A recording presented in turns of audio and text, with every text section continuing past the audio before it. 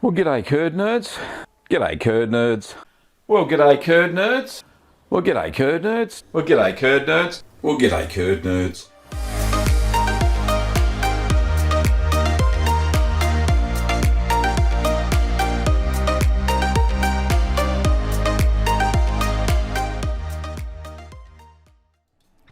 G'day, curd nerds. Welcome to Ask the Cheeseman. This is episode 255. Welcome. So this is the first Saturday show since, well, the start of the year, I suppose. I had planned that last Sunday my time, but I was unwell. I had some gastro and a migraine, but I got over it after a couple of days, and I'm good to go. Anyway, for those who don't know, I'm Gavin Weber, and I'm the host and chief curd nerd, and I will be attempting to answer your home cheese making questions, as well as some lively chat, which we've already had for the last 15 minutes or so it's been fabulous. Don't forget, during the show, if you want, you can do a super chat, and you can light up the curd nerd light. Sorry, I've got a frog in my throat. Anyway, that's what happens when you do a super chat, and it gets priority, so it'll be fine. As far as questions go, don't forget to add a question in if you're going to do something like that. Of course, as always, we wouldn't be here without our financial members. Thank you to all the YouTube members, past and present. There's a list of all of the current YouTube members, and also all of the current patrons. Thank you to everybody who appears on the list and who has in the past, because without your financial support, the channel would be a mere shadow of itself. So, thank you so much.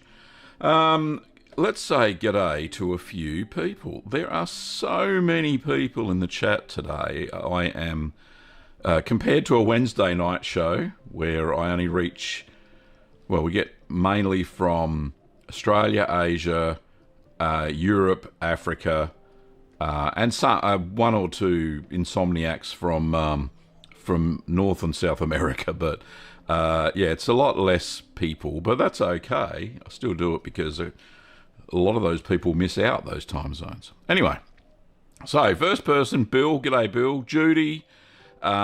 Jim Jackson, welcome, and thanks for renewing your membership too, Jim. Appreciate it. Next, Patricia, all the way in blowy, snowy Halifax, Canada. Thank you, Patricia, for joining us, and welcome back to the show. Jennifer Enns, thank you, Jennifer. First timer from Saskatchewan in Canada. Who else we got there? Arby's, g'day Arby's, and annoying fan, Michelle. Who else we got? Judy Rose, a newbie as well. Thank you, Judy, for coming along. Tony, g'day Tony. Eagle, BJ, H7 Apollo. Shauna, g'day Shauna. Thanks for the photos, mate.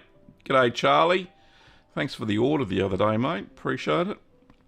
Who else? Katarina, g'day Katarina. And Evan, thank you, my friend, for your Vegemite cheese recipe. I am feverishly working on the editing the video. The cheese looks pretty good. So for Australia Day, that will be released on Thursday. Vegemite cheese, of all things, you guys. I think the curd nerd community is going to love it. So, yeah, pretty cool. Michael and Jenny, welcome to you both. Hope you're having fun there in Adelaide. Who else? Herb. G'day, Herb. Long time no see, mate. Pirate of the North. Hello, how are you? I can't remember if you sent me some photos. I'm not sure. I've seen that name before. And that's it. That's it. Alrighty. Just a few things. I forgot to say some things. Of course, we've had two new members to the Curd Nerd Academy today. So Keith Lannon, thank you, Keith, for signing up for the Beginner's Cheese Making course. And Anthony Caruso, thank you, Anthony, for signing up as well. I've recently had to have a price rise on the course. It only affects people from now on, but the hosting went up by $70 a month. I couldn't believe it. That's Australian dollars. So, yeah, I had to put the price up of the course. But I am currently working on, let me have a look. I've got it on another pad. A blue mould course, a white mould cheese course, a washed rind cheese course, and a hard Italian cheese course. So all of those courses will be available within the next 6 months. That's my promise. So that'll be good fun, and that's on the Curd Nerd Academy. And you can see that at courses.littlegreenworkshops.com.au. Also, I've made 4 cheeses since the start of the month. So current cheese is in the cheese fridge, well, nearly in the cheese fridge. So Jack in the Box, which was inspired by Cheryl from Florida. I haven't seen her in the chat for a while. I hope she's okay. Vegemite, inspired by Evan. Thank you, Evan. Triple Creme, or Cream, which was inspired by a video I saw on YouTube. A little a dairy in, or creamery in the US that make 2 types of triple cream. And they actually showed the entire process. So I was able to cobble together a decent recipe, and hopefully I've made it. And they're just starting to bloom the white mould now. So beautiful little cheeses. And thanks to Michael and Jenny, yesterday I just made Tasmanian mountain pepperberry cheese, which I've developed a recipe for, so that should be very interesting as well. And one thing that surprised me is that the pepperberries actually turn purple when they are in contact with moisture. So yeah, it's a purpley cheese, or maybe more of a maroon, but yeah, that'll be very good. And for those who don't know, that Stirmate video that I released 6 days ago has been very popular, and the owner or an inventor of Stirmate reached out to me and was unaware of the clumping issue with cheese making. So that was interesting. So he's actually going to send me some attachments for the Omni XL, the big stainless steel pole thing with the little U arms. He's going to send me something different that he reckons will fix the curd clumping problem. So, don't know, we'll see. And when I do get it, I'll do a repeat video, a follow-up video for that one to see if it does fix it. But yeah, that's cool. Okay, let's see. If you've got any cheese questions, it's now the time to do that. So that'll be good. I've got some questions. Where it is, Patricia. Hello, Patricia. Good news / bad news. My second Mont d'Or never ripened, even after 12 weeks. No runniness at all. However, it tasted great. And that was Patricia sent in some photos last year with some spruce wrapped cheese she made, but didn't get that runny effect. So I think she said suspect the problem wasn't culture so much as not enough ripening mold. But anyway, better luck next time. I know those spruce bark things are a little bit expensive, I think, but yeah, give it another go. I'd love to, once you crack the recipe, that'll be fantastic, Patricia. I'd love to try and replicate it on the channel. Although I've looked for any kind of bark and haven't found any, but Kim and I are replanning our trip to Castlemaine, which is a little town just north of us, where there is a cheese making factory, and they do a bark wrapped cheese, so that should be very interesting. But thanks for letting us know. Bill says, can you give any history with the Curd Nerd sign? Where did I get it? Well, there's this little company in Geelong, which is a city just south of us on the Mornington Peninsula. Not the Mornington Peninsula, just other side of the bay. Melbourne's surrounded by a big bay, Port Phillip Bay. Anyway, so it came from Geelong. So I found this store online because I wanted to find a fluoro light or something like that, because I'd seen a whole bunch of, well, not other YouTubers, some people. YouTube released a a hook for what's called a hook for if this then that, which is a piece of software online where you can automate actions, and one of the actions is if somebody becomes somebody does a super chat, then an action can happen. So thank you, Pirate of the North, for becoming a fresh member. Really appreciate it. So yeah, an action. So I thought, well, I can do something pretty cool with that. So what I did, I managed to figure out all the technical aspects and managed to get a smart switch back in the day. It's been a while now. And I managed to get IFTTT to connect to it when a super chat happened, and bingo boingo, the Curd Nerd Light was born. I think it cost me nearly $400 Australian, so thanks to all the financial members, you paid for it. So it took about a month. I think the manufacturer, they sent it away, did the CAD thing on it, and then sent it away to China, I think. It's LED, actually. So unfortunately, when I leave it on permanently, it actually strobes on camera. A little bit like the worse than this. I know this is strobing a little bit because I don't have the shutter speed of my camera set correctly, but one of these things happens. Anyway, great question. Thank you, Bill. It's a bit not cheesy, but it kind of is.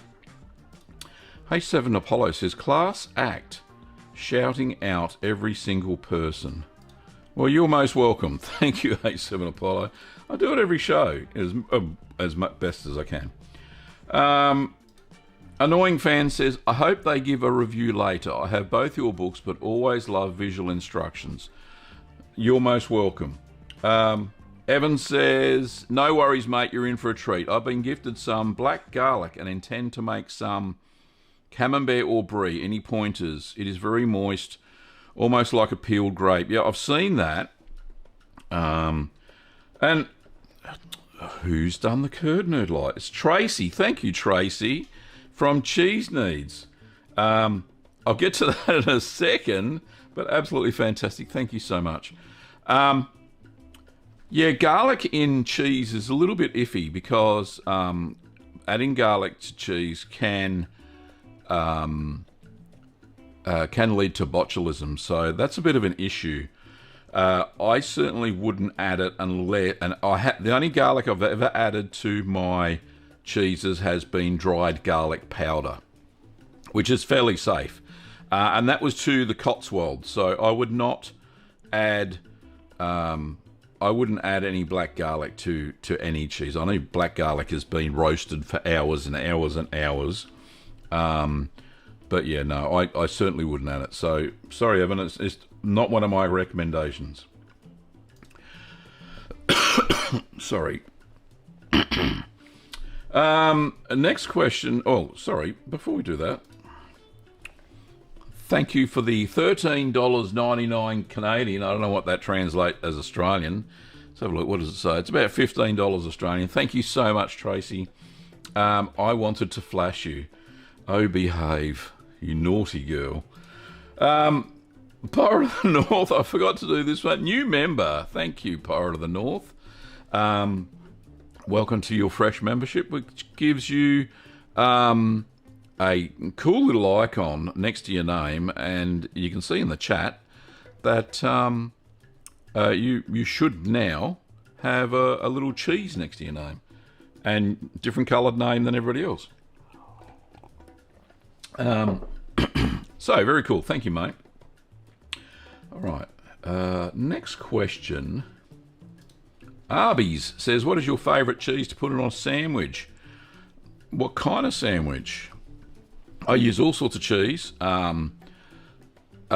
Store-bought, my own, all that sort of stuff. As far as what we call a cheese toaster here, or a grilled cheese sandwich, I found that some of the more flavoursome cheeses perform much better. Great flavour. So things like Gruyere, Jarlsberg, Alpine-style cheeses seems to impart more of a flavour. You can always put in some mature cheddar, but that kind of gives a really strong sort of taste.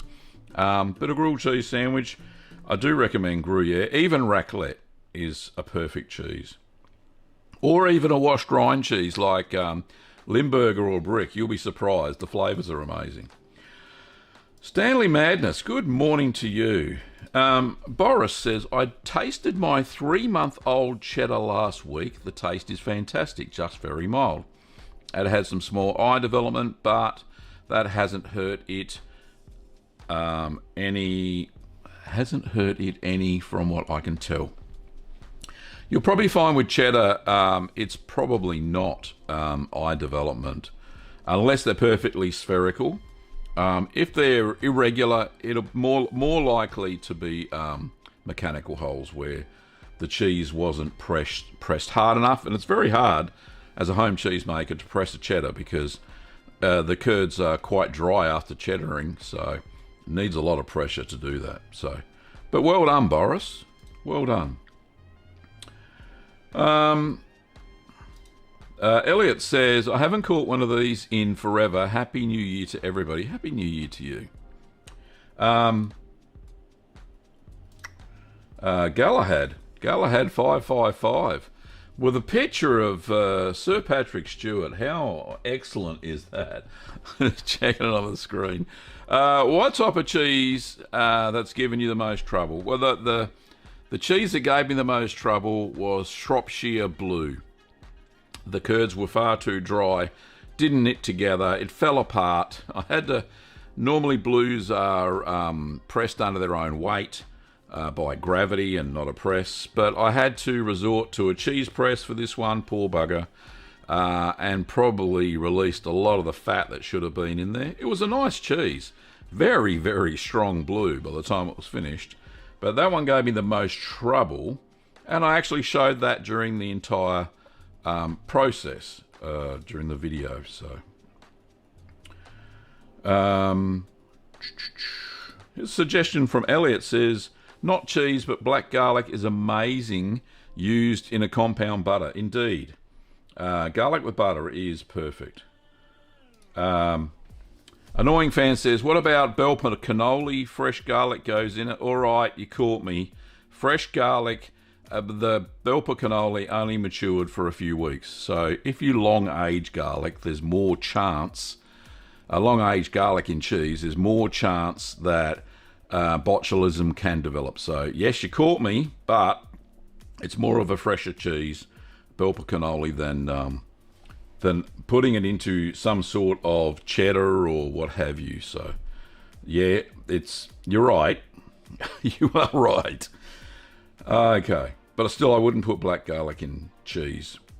Okay, Sheba, very nice. Sheba Steba.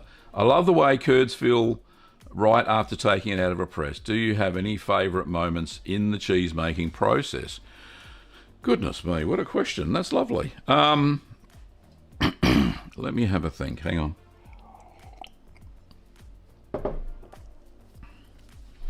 My favourite part of the cheese making process, and it never ceases to surprise me, is when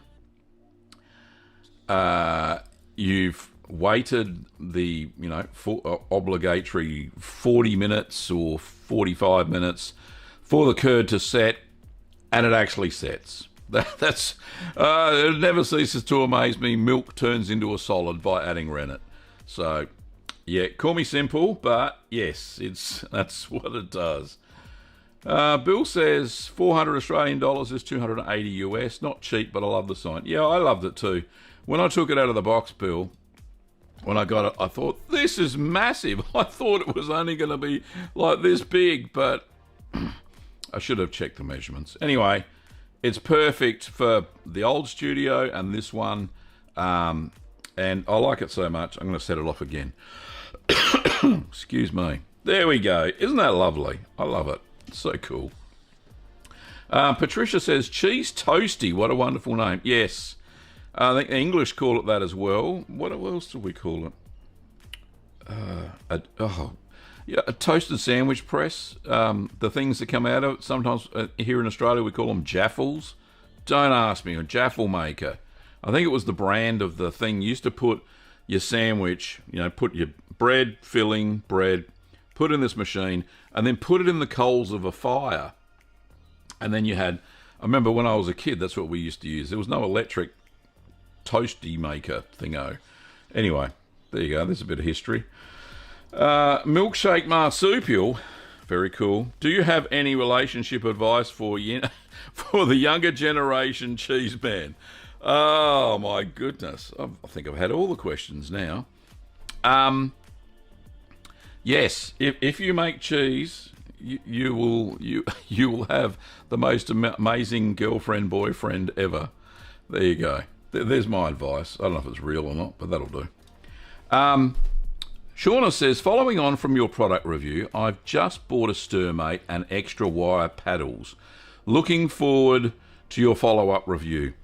Thanks, Shauna. I was stirring the Tasmanian pepperberry cheese. I had to stir for an entire hour.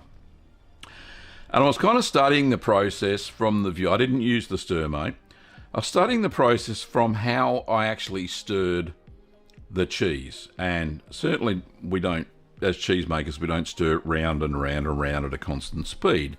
We kind of stir from, well, I do, stir from bottom to top, and the curds kind of just float around and do their thing, right?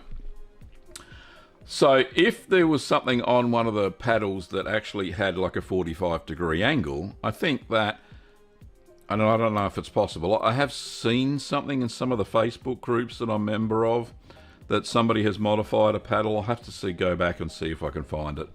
But has one of the paddles at, say, 45 degrees, and that actually pushes the curds similar to what you do when you hand stir. I'd have to go to a cheese factory to see how they do it as well, because I know they've got wire paddles that spin, not from the centre and just spin around, but they move all around the vat in like kind of a big figure eight. So that'll be interesting as well. But yeah, it's a good observation. Elliot says, melted raclette is so amazing. Yes, it is. I've got a big half a wheel in the fridge. It was for a raclette party I was going to have at Christmas, but the people that were coming caught COVID, so they didn't come, and I've still got raclette in my fridge. But the good thing is my sister's coming down in February from Queensland to visit us with her son. He's 21 when he's here, so it's his 21st birthday present. He's going to come and see his uncle Gavin, and he's very interested in how the YouTube thing works, so I'm going to show him all the bits.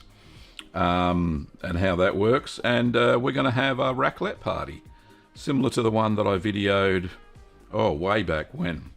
So yeah. Tane says, what's my opinion on fondue? I rate it. I like it a lot. Fondue is very good. I've actually got a fondue set somewhere in a cupboard that I bought years ago thinking I was going to do it. I know raclette likes fondue, so does Gruyere, and I've got both of those cheeses. So I might do a raclette thingo. Not a raclette, a fondue thing video maybe. But I love it. It's absolute beauty. First time I had it was when I went to Switzerland back in 1987. I went on a Kontiki tour with my first wife, who doesn't appear in the channel, of course. And we went to Switzerland, we went to some place, and we did fondue, and it was absolutely fantastic. Anyway, there you go. Annoying Fence is good on the garlic being okay, and bell pepper cannoli, as I have some drying in my counter right now. I knew there was an ulterior motive there. Anyway, Poirot of the North says, have you ever tasted Pag cheese from Croatia? It's a sheep's milk hard cheese. The sheep graze on salty aromatic sage that grows on the island. Have you done much sheep milk stuff? Well, I've never heard of Pag or Pag, but I have done a little bit of sheep's milk stuff. There is a Pecorino Romano video that you can see. I actually managed to get some raw sheep's milk from a farmer up in New South Wales. And that was great. I think Graham was his name. Thank you, Graham, from Arcadia Saltbush Lambs. I haven't been in contact with Graham for a while, so might have to reach out again. The cheese was amazing. I think I've still got a tiny piece of it. Must be at least 5 years old now. But, yeah, and then I made some ricotta salata from the whey, and, oh, it was just amazing. It kind of tasted like a very young Parmesan after it was mature, so that was really good. So, yeah, very interesting. So I'd love to do some more sheep's milk stuff. In fact, I also made, with that sheep's milk, pardon me, what was it? Oh, it was a real Greek feta. So it had 70% sheep's milk and 30% goat's milk, and it was one of the best fetas I'd ever had. So there you go. Jim says 43 of us watching and only 21 of us have liked the show. So come so far. Come on, people, smash that like button so the king can earn some love. Thanks, everybody. Yeah, thank you, Jim. Appreciate that. Some bloke off the internet says in the UK they call it a Breville. Yes, that's what Kim calls it. Kim's from Southampton, so yeah, it's very cool. Yeah, so we call it cheese toasties. Anyway, Bill says my favourite part of the cheese process is getting to stop stirring after an extra long stirring session. Oh, goodness me. Yeah, very cool. Well done, Bill. Patricia says, last year I got 4 baskets from Virginia from you, but my hubby loves when I make it. He asked if I could make larger batches, so I got 4 more. Then he saw a picture on Facebook where somebody made 15. Yeah, you can. It's quite addictive. So you'll have a batch of 8. You'll have to get some more, Patricia. I bought 100 the other day. They're in a box just behind the little sign here. But yeah, I got 100 the other day, so I got lots of them for you to buy if you want to. Okay. Playing Games says, I recently made Monterey Jack first aged cheese for me. I used beeswax to coat it because that's all I had on hand. It was cracked pretty deeply in a couple of places. Is this okay? Follow-up question to you. What was cracked? Was it the wax or was it the cheese?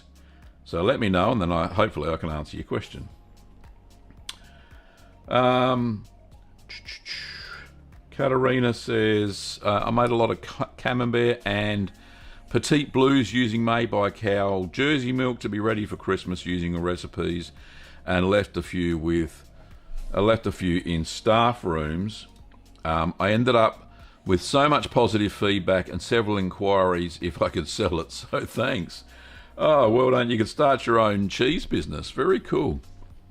But yeah, that recipe that I created for the traditional sort of camembert using the raw cow's milk, it's just amazing. It just takes that cheese to another level, especially in the gooiness of the cheese. It's just, to die for. Okay, next question is from, follow up from Playing Games. The wax was cracked. Yes, beeswax does that. That's why it's best to use microcrystalline wax or proper cheese wax, because it has flex. So when the cheese expands and contracts, the wax goes with it. It's very flexible stuff. Beeswax is not entirely suitable for coating cheeses because they do tend to crack. And then when they do crack, the molds get under the surface of the wax and can infect the cheese. So there you go. Hopefully that answered your questions. Okay, Rajan says, what are the top 3 cheeses to make? What would you suggest to a beginner? First of all, try paneer. which is a very simple cheese from the Indian subcontinent. Then I would try halloumi, which is very simple. You don't need any starter culture. And that's the note that's for the gallery. So yeah, halloumi, which is a fantastic cheese, fried, delights every time. And then feta, pretty easy to make as well. So whether you make it with cows, goats, or sheep's milk, it doesn't matter. You'll get a white cheese that you can brine, and it tastes very, very nice. So I actually have 3 feta recipes on the channel that you can go and search for. Alrighty, so that was time for the gallery. So let me find all my gallery bits. Okay, so there we go. Alrighty, so thank you to, this is, who's this from? It's from Andre, is the first photo. So this looks like a washed rind cheese to me. So here we go. This is what Andre said about his cheese. Says, hey Gavin, thanks so much for doing this. I have a washed rind cheese, but it's been giving me a bit of struggle. It seems to be doing well. Been about 12 weeks, and the last week, some of the rind just kind of washed off with the wash. There's also a few spots that always stay a little tacky and never develop a rind. I've included some close-ups of the problem areas. I'm washing twice a week with a mix of diluted gin, 8% gin, with a touch of salt. It was really going well, but I didn't move to the smaller ripening box. But I did move it to a smaller ripening box 3 weeks ago. Is it too moist? Not enough air to cheese ratio? Yes. The black flecks are ash that didn't stay put during the pressing and leaked a little. Oh, help, Cheeseman. Okay, so it looks like you're using a cloth to wash the cheese. And I'll say a little bit about that. And yes, it's a little bit too moist for some reason. The flecks, yeah, look, I've seen worse. It looks okay to me. But like I said, it looks like you're using a cloth. Oh, that's some leaking ash, but that's okay. So what I would highly recommend is when you are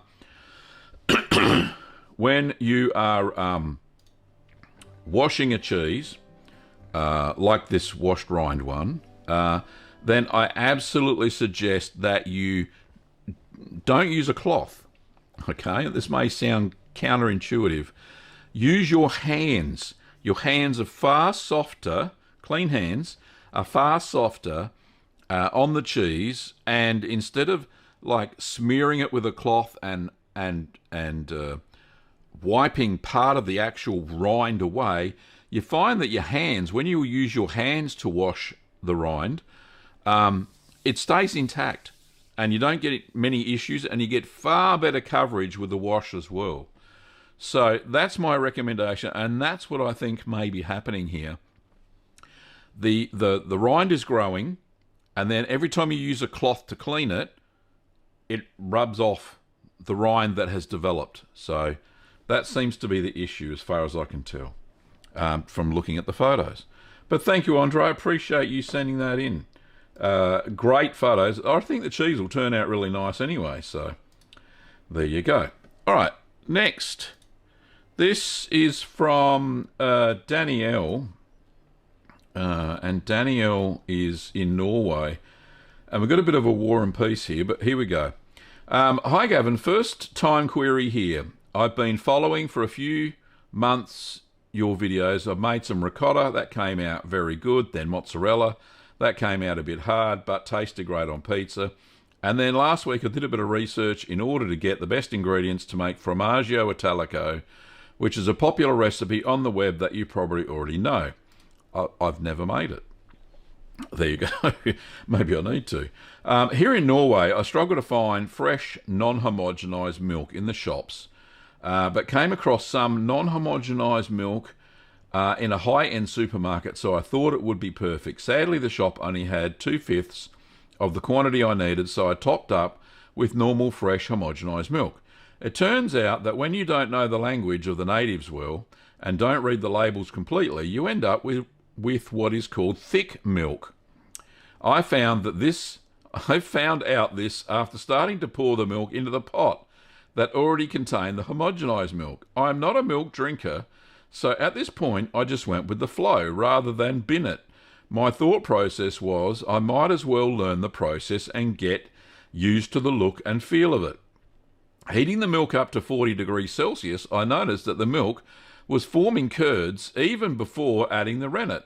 It turns out that thick milk is also a bit sour, almost like Greek yogurt, but not as thick. I added the rennet anyhow, allowed it to rest, but there was nothing to cut, as the curds had already broken at that point, so I left it to rest for a further 30 minutes. I drained the curds into the basket with the cheesecloth and left to drain the whey before resting in a high moisture environment for 6 hours with no weight over it, and turned it a few times. Last time I turned it, it split. As you can see, there is a bit of a split. It was the time when the recipe called for it to be put into brine for 8 hours, so my judgment said this would not end well. So set it for the night in a basket with 4 kilos of weight over it and with the hope of it sticking together. Next morning I put it in the fridge, took it out after work, dried it and put it on my cutting board in the fridge and flipped it every day. This is now day 3 in the photo, in the fridge, and it is nice and firm, although the crack is very visible. See photos, bananas for scale. I wonder why the bananas were there. Oh, goodness me. And likely to grow mould eventually. A few crumbs have fallen off and the cheese tastes good, so my confidence is it will be edible in a month's time. It is quite high. But my question is, would vacuum packing help to hold its shape better, prevent growing hair, getting itself tattoos, piercings, leaving home, slamming the door? Sorry for the essay, but thank you for your great advice you offer in your videos. Best wishes, Danielle. I like that last bit. That was funny. I think thick milk is probably cultured buttermilk. That's just a guess, but it sounds exactly what would happen if you poured 3 litres or 2 litres of cultured buttermilk into homogenised milk and heated it to 40 degrees. Because it's already got some starter culture and it's quite acidic already, that's what will happen. Now, this cheese would probably be an amazing buttermilk blue. If you had added Penicillium roqueforti to the milk, this would turn out very similar to that blue cheese. So you can't really fix it now. You can't add blue mould to the cheese now, but I think it'll taste good. Vacuum packing, yes, it probably would help. Compress it in a little bit as well. But you probably won't need to mature it very long anyway.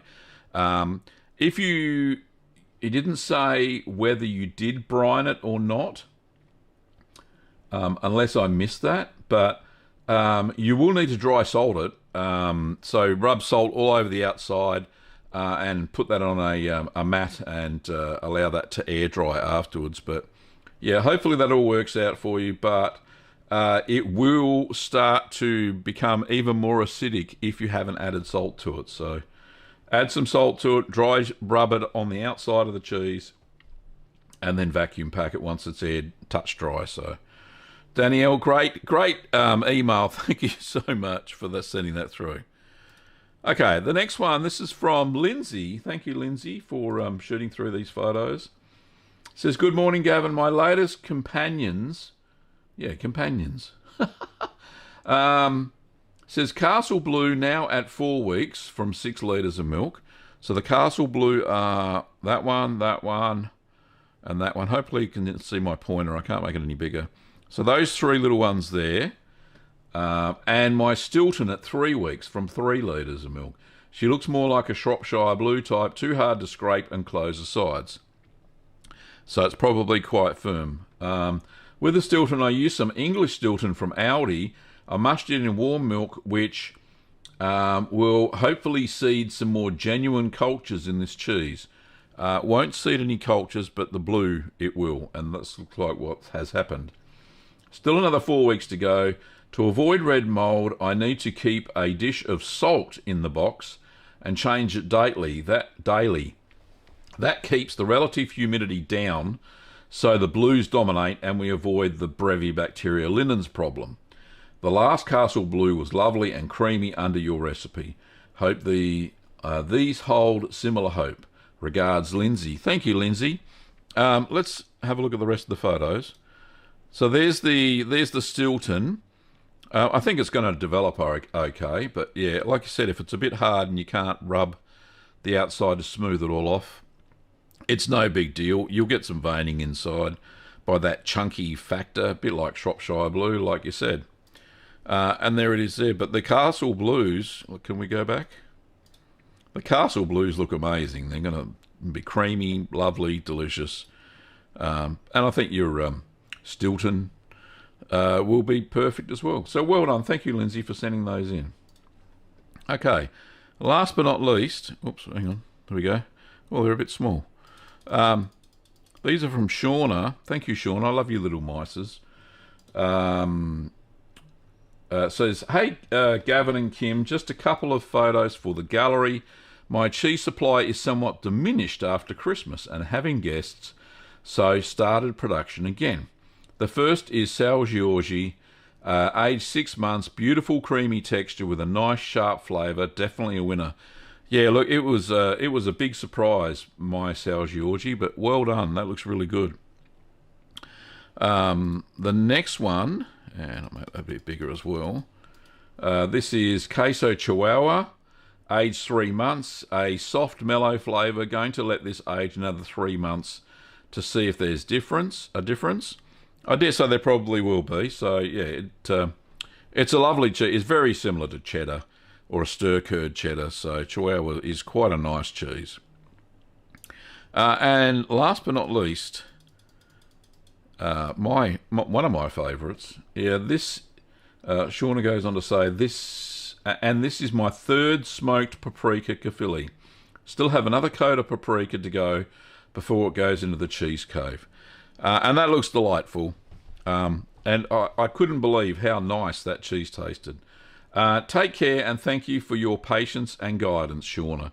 Thank you, Shauna. I appreciate it. And you always make some amazing looking cheeses. So well done. Alrighty, that's all for the gallery today. Now, how do you send in pictures so you can be featured in the gallery? Well, let me show you. So we go to the Cheese channel. That's me, Gavin Weber. Go and look for him. The same channel you're actually watching on, and you go to the About tab on the channel, and down here it says details for business inquiries, view email address. So you have to be signed into YouTube, of course, and you will find the email address that you can send in the photos to me. So whether they be just photos that your cheeses that you're exceptionally proud of, or cheeses that you're having some troubles with, happy to help diagnose it. Just make sure you add a pretty good description, and to help me, of course. So yeah, that'd be really cool, to help me out with the diagnosis, like a cheese doctor. It's so yeah, do that. That would be fantastic. So thanks so much, everybody who sent in photos. Really appreciate it. All right. Do I have? We got some questions or something there. Oh, there you go. Pirate of the North says, "I'm the Andre." There you go. I knew I'd heard the name before. Thanks, mate. Tay says, "Are you giving out invitations for your upcoming fondue party?" I don't know. You know what? Kim has said to me many times, "Gavin, why don't you invite a select few curd nerds to somewhere and do a cheese weekend or something like that?" I know the logistics seem mind-boggling to me. In the YouTube world, I think they're called a creator meetup or something like that. But if I was going to do something, I'd do it cheesy, of course. Yeah, anyway, I certainly haven't entertained the idea. Kim comes up with lots of ideas, but whether they're practical or not is another thing. I don't know. But yeah, it would be fun to have a community fondue party. So yeah, good thought. Jim says fondue is great to use up cheeses. You can mix in different cheeses and make new and interesting flavours. Indeed, you can. But then again, I make mac and cheese for the same reason. Both good options for using up leftover pieces of cheese. So very cool. Straight away, thank you, Jim. Appreciate it. $5 US. It's like $600 Australian. Just to see the light flash. Thank you so much, Jim. Appreciate it. What time is it? We've still got 15 minutes to go, so keep asking those questions. Andre says, the gin-washed rind cheese from the photo smells incredible. I'll use my hands from now on to wash it. I also moved to a larger ripening box. Right, yeah, and it's less moist, thanks. Great, that's fantastic. So, that is amazing. So, hopefully, Andre, that will be... your cheese will turn out fine. And you won't get that... Because when you rush... Even, it doesn't matter how soft the cloth is, and I've seen this before, it does wipe some of the rind away when you do that. But when you use your hands... You know, you can feel the cheese. Feel the cheese. Feel it. It's amazing. So you actually get more response. You know whether it's going to go soft or mushy or whatever. But yeah, it's cool. Okay. LP says, have I ever attempted to replicate American processed cheese? Indeed I have. There is a video on the channel about American cheese. You can go and check it out. It was a collaboration with my good friend Larry over, which I haven't seen Larry for a long time, actually, from deep South Texas. He made his version of American cheese, and I made my version of American cheese here in Australia. He reckoned his tastes are great, and mine tasted good too. So there you go. C. Scarsden says, do I use chloride for disinfection? No, I boil all of the stainless steel utensils and cheesecloths and curd cutters and all that, because they're all stainless steel. Boil that in the pot that I make the cheese in with about 2 or 3 litres of water. Boil that for 15 minutes and then set them aside on a very clean tea towel. And then for all of the plastic utensils, you can use a chlorine solution. So it's bleach, not chlorine, so bleach. Household bleach, you can use 20 millilitres of household bleach to 2 litres. And then you can dunk in your utensils, or you can leave them there for a little bit if you want. And then take them out, no rinse, don't worry about rinsing, and they're good to go. Another thing you can use for disinfectant or sanitisation is, it's called Iodophor. It is used in the dairy industry. It's an iodine-based product. It's a very weak solution again, and Iodophor helps sanitise all of your equipment if you want to. But if you've got the option of boiling the stainless steel stuff, then do that. It's so much simpler. It's so easy to start off at the start of your cheese making process. But great question. Thanks very much. Patricia says, my sister lives in Melbourne. My cheese guru lives in Melton. An Aussie invitation might be worth considering, just saying. Yes. Maybe a meet-up somewhere other than my house would be probably better. I'll have to give it some thought. 2023 could be the year of a meet-up, so anyway, that'd be cool. Boris says, #feel the cheese. Oh, goodness me.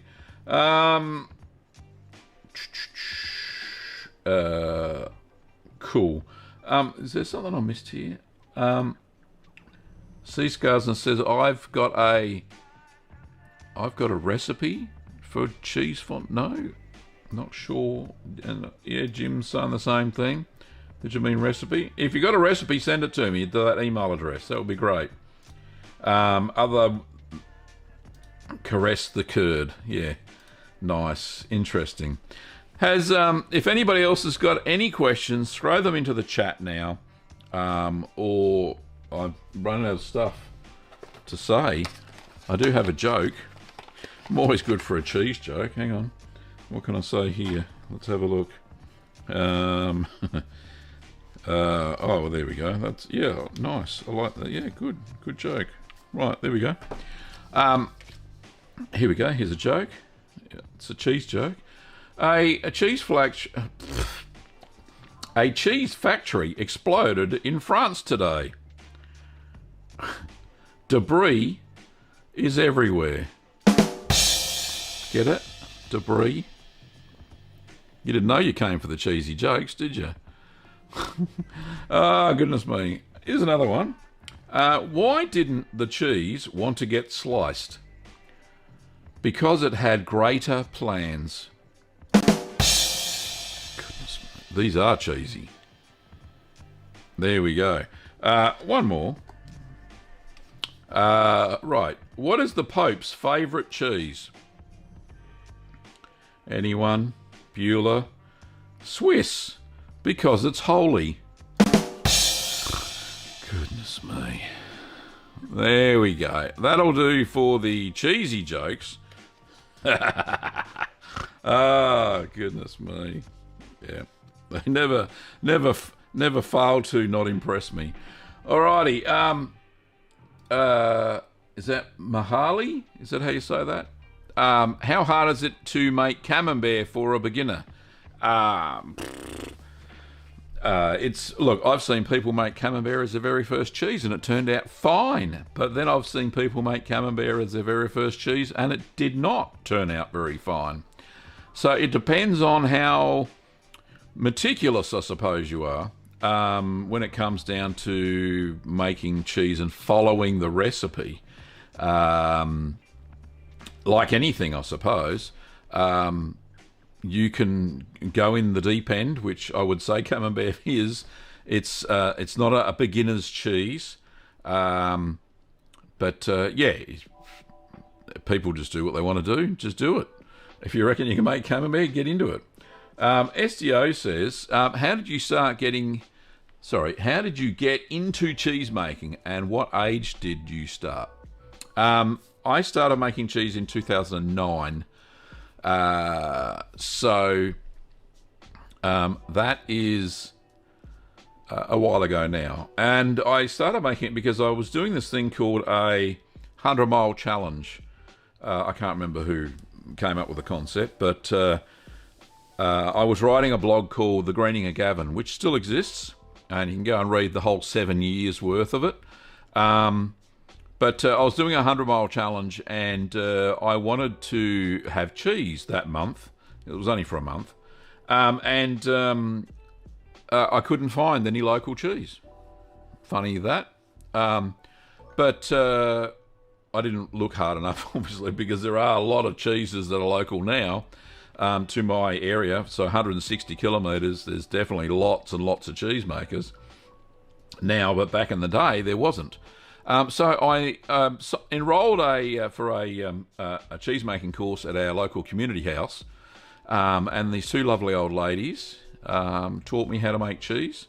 So that was back in 2009. The first cheese I ever made was feta. It was nothing like the fetas I make now, but it was a cheese nonetheless, and it was tasty, and I was very impressed. And I caught the cheese-making bug, and that was just amazing. So, and I decided one day to record a session, and it went off like a frog in a sock on the YouTubes, and here we are, 306,000 subscribers later, and many hundreds and hundreds and hundreds of cheese making recipes. There you go. Great question. Thanks, STO. Bill says, why did the cheese refuse to be cut? He had greater plans for his life. Didn't I just say that? But good one. What's that? Shuffle the cheese joke cards, Gavin, and no cards in your cuffs. There's no cards there, mate. Just pure cheesy muscle. That's all that is. Shauna says, Tasmania is close to Melbourne and a great place for a holiday. Yeah, it is. Tassie is a great place. I've been there a couple of times. Glenn says, do you ever use or recommend Star San or a similar product for sanitisation? Glenn, I don't use Star. I only use Star San when I'm brewing, like the meads and stuff that you've seen, and the bland or blonde. You can use it. So there's no issue using Star San to sanitise your cheese making equipment. Just follow the same instructions as you would when brewing. Patricia says, is there a ferry? Yes, there is. There's a ferry from Port Melbourne to Launceston in Tasmania, and it's an overnight ferry, Patricia, if you wanted to go to Tasmania. Yep, there you go. So Bill says he uses Star San and he's never had a problem. There you go. H7 Apollo says, reserve your cheese puns until at least age 6 months. Very mature of you, mate. There you go.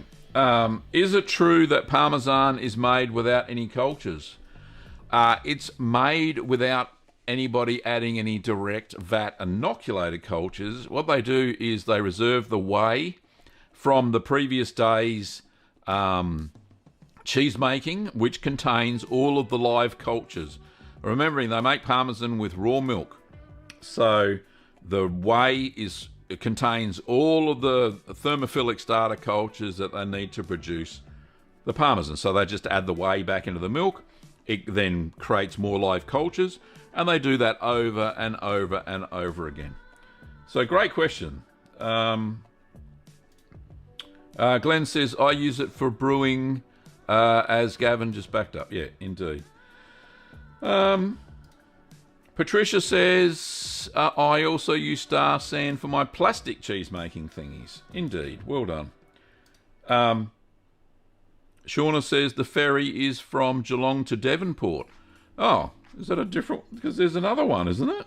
Or maybe they changed it. It's been a while since I went on the ferry, so sorry, Shauna. Maybe I'm not up to date. I thought it went to Launceston. Anyway, doesn't matter. We got 3 minutes to go. Last question is from Boris. Boris says, have you ever been to Cheddar? Yes, I have. I've been to Cheddar Gorge. I had family visit the UK and they bought me back a wedge of real cheddar, as in cheddar that is actually from cheddar. It's the best cheddar I've ever tasted. Indeed it was. My very young taste buds back in 1987, not only did I go on a Kentucky tour around Europe, I went on a Kentucky tour around the United Kingdom. We never went to Northern Ireland, but we went to England, Scotland and Wales. And we actually went to Cheddar Gorge and went to a cheese factory. I think probably the Dinky Dye one. And we actually went into the caves where, I don't know if they still do, they probably do, is where they ripen the cheeses. And we saw the cheddaring process and all that stuff. It was just absolutely amazing. And we had some cheese and the cheese blew my mind.